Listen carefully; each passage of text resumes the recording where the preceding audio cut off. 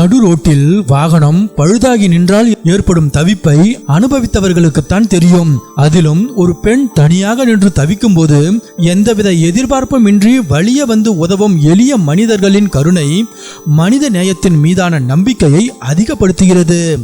பெங்களூரில் நடு ரோட்டில் ஸ்கூட்டர் பழுதாகி தவித்த ஒரு பெண்ணுக்கு ஆட்டோ ஓட்டுநர் ஒருவர் தனது காலால் ஸ்கூட்டரை தள்ளிக்கொண்டு பல கிலோமீட்டர் உதவி செய்த உணர்ச்சி பூர்வமான வீடியோ சமூக வலைதளங்களில் வைரலாகி வருகிறது.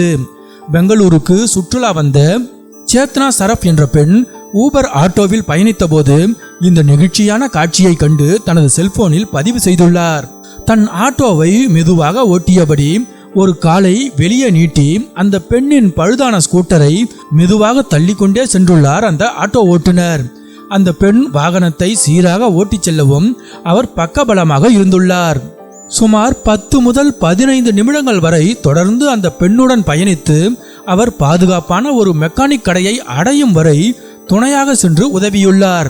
இந்த உதவியை செய்த ஓட்டுநரின் பெயர் தன்ஜிம் என்பதை தெரிந்து கொண்ட சேத்னா அவருக்கு உரிய அங்கீகாரம் கிடைக்க வேண்டும் என்றும் அவருக்கு ஊக்கத்தொகை வழங்க வேண்டும் என்றும் ஊபர் நிறுவனத்தை குறிப்பிட்டு பதிவிட்டுள்ளார்.